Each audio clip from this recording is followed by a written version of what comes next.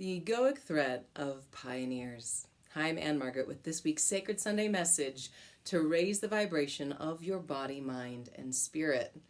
So in the image I use for today's talk, it shows my beloved Anthony and I on a hill overlooking Machu Picchu in Peru. So I wore my Peru shirt in honor of that today. That was such an incredible experience that we had together, and we ended up trekking over 3 days and camping and hiking just shy of 16,000 feet. And it was the most incredible experience because as we look at this concept of pioneer and this pioneer archetype, we have this facing us at all times in our life. How are we going to take this risk in order to go our own way? We hear the Robert Frost poem, The Road Less Traveled. So thanks for joining me today, because there's so much we'll dive into about this pioneer archetype and how you're using it in your life, or maybe you're not using it enough in your life, or perhaps the ego is threatened by this particular energy that we can harness. So thanks for joining me. Let's dive right in. So the pioneer is, what the definition of a pioneer is one who ventures through an unknown place, through an unclaimed place, something like the settlers that would go to foreign lands and no one else had explored that. It's really that explorer energy to go and see if we can seek something that has never been found. And there's so many beautiful movies that we love, like Indiana Jones and him being a pioneer of going different places and exploring new things. We are really attracted to this archetype in our entertainment, but we shy away from it in our own lives, and we'll get into why.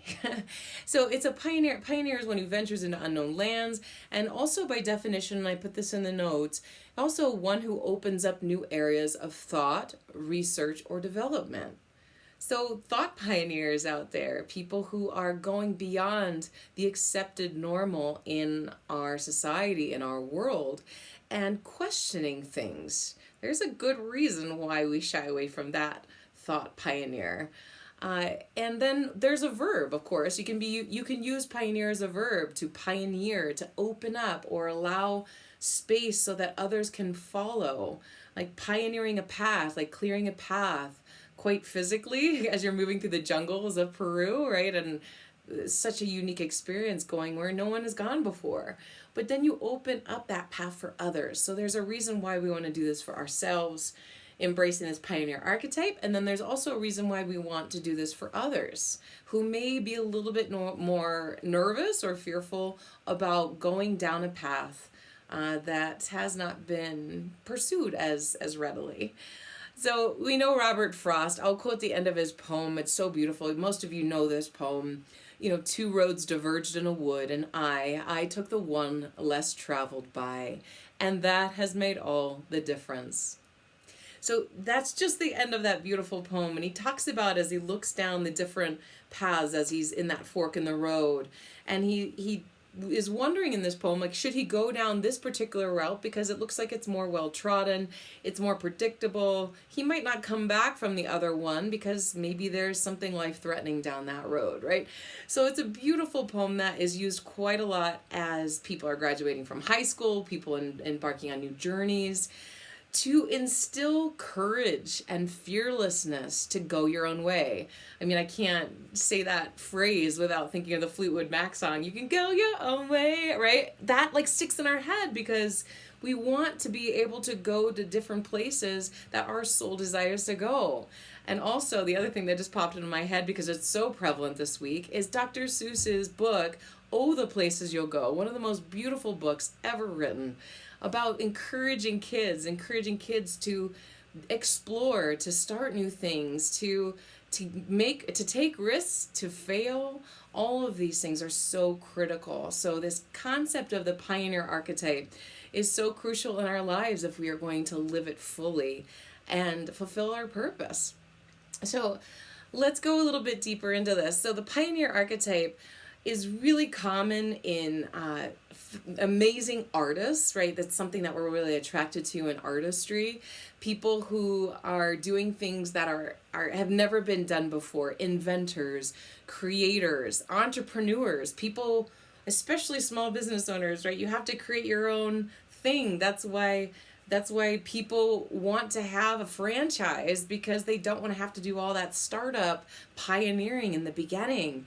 There are certain leaders that it's a quality of leadership to be a pioneer, to have that courage to pave the way for people to follow and feel safe enough to go. It's going into that unknown place where people don't want to go until they know it's safe, all right?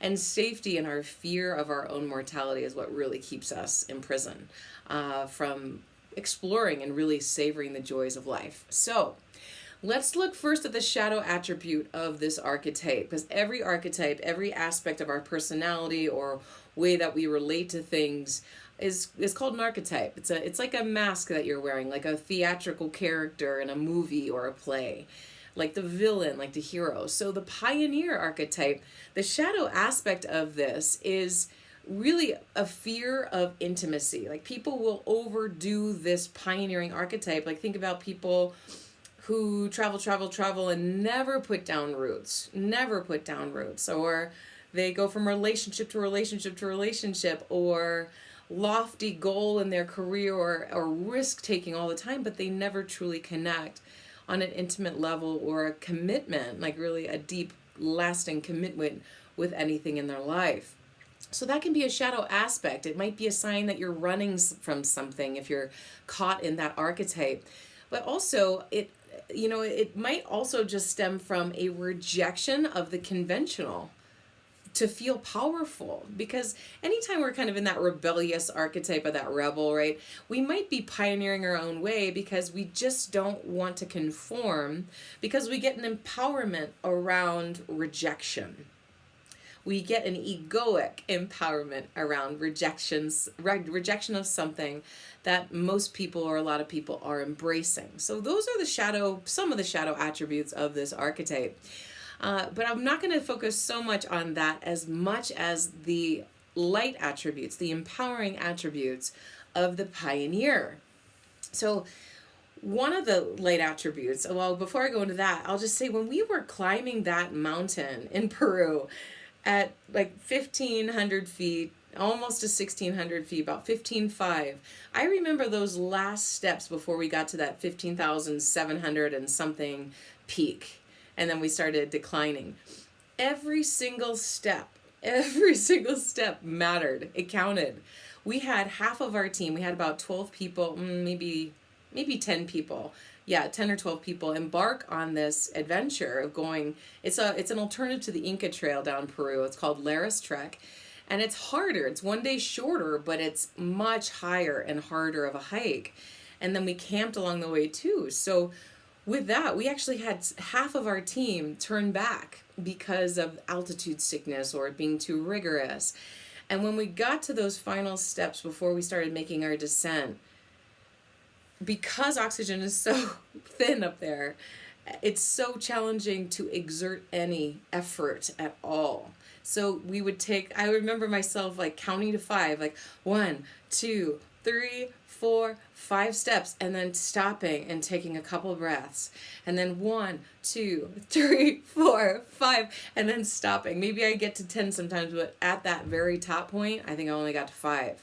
And then I have to rest and breathe and let myself just gather up the strength again to keep going.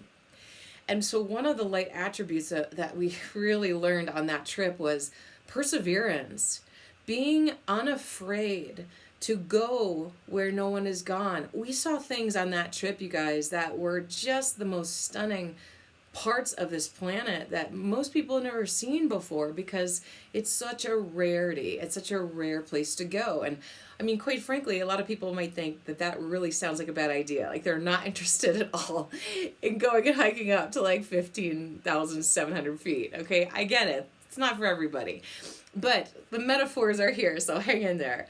So some of the light attributes of this is like, it took courage to do that. It took courage to be a pioneer and go somewhere I hadn't gone before, and go with all these young people. We're the oldest people on the trip, okay? If that gives you any idea. We were the oldest, Nancy and I. And so it took courage, but you know what comes with that too, that light attribute of the archetype is freedom, to be free, not confined by other people's expectations or projections or their fears, not adopting that. So it really takes courage to step into that pioneer archetype. And what I also found is this really raw connection to the divine, to God, especially being up on a mountain that high, being connected to that guidance that is provided for us at all times, that intuition, that connection to our own higher seeing place, really trusting our intuition and having the courage to question. I mean, because it's not just pioneering in a physical way and climbing a mountain, but questioning everything and being unafraid of our own solitude, our own going our own way, because those are the things that keep us from taking these risks that really open so much in our lives.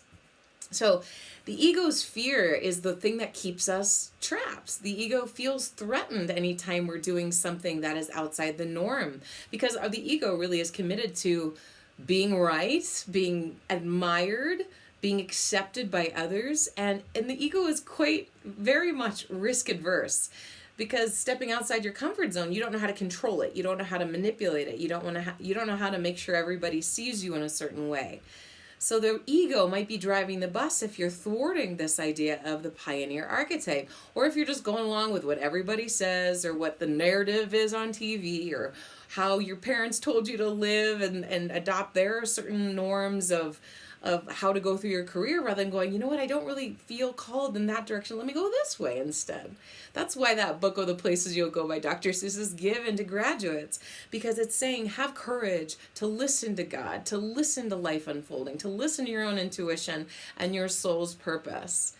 So what's scary about this is that you don't have anybody else's experience to lean on, right? And there's a great quote by VJ, I think it's Fawcett, which is, "Never mourn the loss of a map. There remains a world to discover." So when you throw out the map, and you really, I mean, when Anthony and I were on that 50-city tour around the country, teaching everywhere and recording all of our yoga videos, it was very scary sometimes when we get lost, but then it was like, well, it's kind of an adventure too. It just depends on how you look at it. So why be a pioneer? Why embrace this? You really have to value adventure. You're really called to experiencing life rather than predictability, to find things out, to experience that joy and that purpose of unique encounters and listening to that guidance. And kids do this naturally, don't they? Kids always do these things naturally, right? They'll go and explore, they'll go on this wild adventure with their imagination, and they'll discover, and they have this lust for learning. And then as we learn that when we take risks or we fail, we stop getting people's approval or pats on the head, or we might not get the A in class, or we might, if we take a risk in this way, we might not get the acceptance that is so critical too. So we begin to really forfeit this part of ourselves. But one thing that's really attractive too about going places no one else has gone, I mean, think about people who've invented even how you're seeing this video right now on your computer or your phone. The bragging rights of taking the risks and going places, inventing things, feeling the egoic upliftment in a positive, empowering way. That's not like I'm better than everybody else, but look what I've created, look what I uncovered, look what I discovered. For a child, this is so critical. This is so critical to keep encouraging, because they need that egoic affirmation like, hey, buddy, you're on your own and you're doing great. And I think we all need that reminder, right? Because we're like, no, hold my hand, no. And kids who don't have that tendency to want to explore have probably adopted a lot of their parents' fear, a lot of that fear of, oh gosh, I can't make a mistake, I can't get less than an A, I can't, etc., right? So with that, like, I have to nod to my parents, because the first pioneers in my life were my parents. My parents left the East Coast, where all of their family was, and they pioneered to move to the West Coast in the mid-70s, which they moved, or not the West Coast, they moved to Colorado in the middle of the 70s. So that was something that was very outside of the box. Both of my parents are entrepreneurs. They are teachers, so they had a real hunger and lust for learning. But being entrepreneurs, having their own businesses, also they got into nutrition in the early 80s. I mean, who was into nutrition back then? Now it's all the rage, right? But not then. So I really have to acknowledge them because they were really huge influences. And I mean, can we be pioneers in every area of our lives? No, they weren't pioneers in every area of their lives, but then it might go into like an imbalanced state, right? So looking into the types of pioneers, like we've got the physical pioneers, the pioneers who take a lot of physical risks, who do the exploring. I mean, Anthony and I love to travel. We love adventure. We love to go see places and learn about things that are outside of our knowing. The mental pioneers, people who critically think and question everything. People who question beliefs or accepted norms or the narratives. So you've got your mental pioneers out there and that aspect of you that's a mental pioneer. What about emotional pioneer? Like emotional pioneer is relating to your emotions not as something to suppress or get over or hide or shame or kind of like cry in private, but how do we embrace the emotional wisdom to let it guide us into deeper knowing about ourselves or others? How can it inform us to keep carving that path in a unique way and going our own way? We have to listen to our emotions, so that might be a little bit outside of what is expected in society. Or as a man, I know men also are very forbidden from showing their emotions because we have adopted this very delusional aspect that emotion is a sign of weakness. So have courage there. Be a pioneer of your emotions. Then we have spiritual pioneers, like pioneers who are not connecting necessarily with the adopted doctrines out there, the people who are saying, you know what, I don't want to go to another human being to tell me what is right or what is wrong. I don't want to go to another human being to speak to God. I want to directly speak to God. I want to feel that direct connection that I have with God. So that's really huge. And that is something that can be very intimidating because we use religion sometimes to control, right? I mean, it's throughout history that we have mixed religion and politics for power, for a sense of egoic power. So questioning adopted beliefs and really letting go of man-made intercessors as much as really deeply, devoutly connecting with God directly.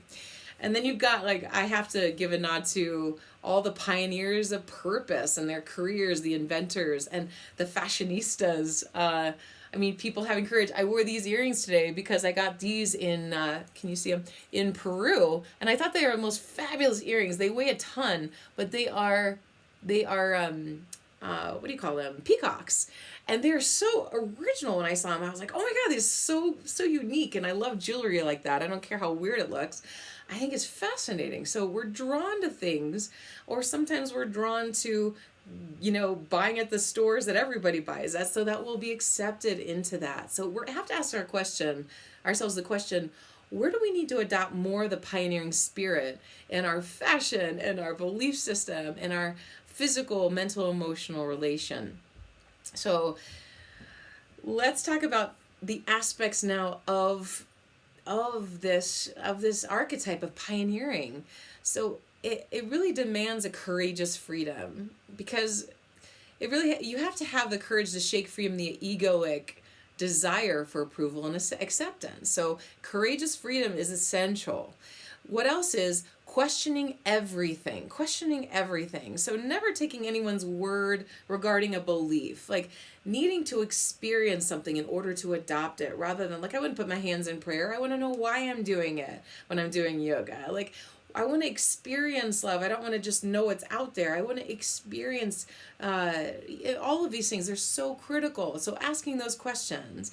Embracing solitude is another key component, these 5 key components for embracing that pioneer archetype. Because when we embrace the solitude, a person who follows the crowd, Einstein said this best. Let me read this quote to you.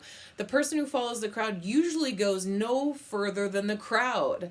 The person who walks alone is likely to find him or herself in places no one has ever been before, or no one has ever seen before. That's Albert Einstein. I think that's a guy we should probably listen to and heed his pioneering spirit. We have to trust our intuition. That's the fourth thing. We have to trust our intuition. So we have a gift of questioning and embracing.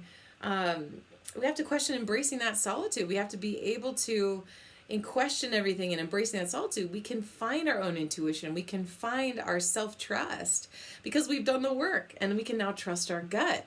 If we just trust what everybody else says, we can't trust our own intuition. So we've got to question things. We've got to embrace that solitude. And then the last thing is connection. That's number 5, connection with the divine. So the ability to listen deeply to the guidance of what road to take when you're without the map, whether it be on a road or on the road of your life, on your career. It's like, what road do I take, and how do I interpret the signs I'm being given? I'm co-creating with this life. So if I'm getting this person who's saying no, no, no, I'm going to say, okay, I got it. I'm going to go this way instead, rather than keep running after that brick wall. Or listening to the guides. We have so much guidance, the signs, etc. So let me just say those 5 again. So courageous freedom, it's required. Questioning everything. Embracing solitude. Trusting your intuition. And connecting with the divine. Those 5 are so, so critical. And I'll close today's talk with a beautiful, beautiful poet by A.E. Salmon. And it really talks about the visionary, which is another aspect of this pioneering archetype, being able to go your own way. It's another offshoot of it. So it says, the visionary is destined to walk in solitude. If the vision is truly original, if the vision is truly unprecedented, then by its very nature, only the visionary is privy to its wonders. It is the burden of a single soul. It talks about that solitude, right? And being able to be okay with that. And it says, alone, alone. We have to walk our path alone. And then it says, really cool, it says, for even the visionary must peel back, chisel, and axe away at the status quo to eventually reveal for all humanity. So they got to chip, that stone to reveal, right? For all humanity, what is yet unseen and unheard of. The visionary is the sculptor, releasing the vision from the block of stone that is convention.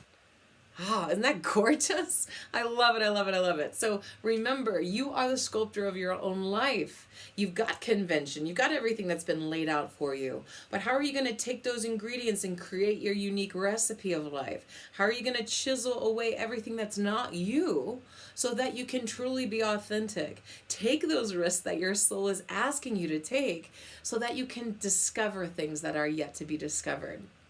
Guys, thanks so much for joining me. It's always such a pleasure. And until next time, keep raising the vibration. If you need any one-on-one support, reach out to me or couples coaching. I'm here for you. All right. Love you, everybody. Bye.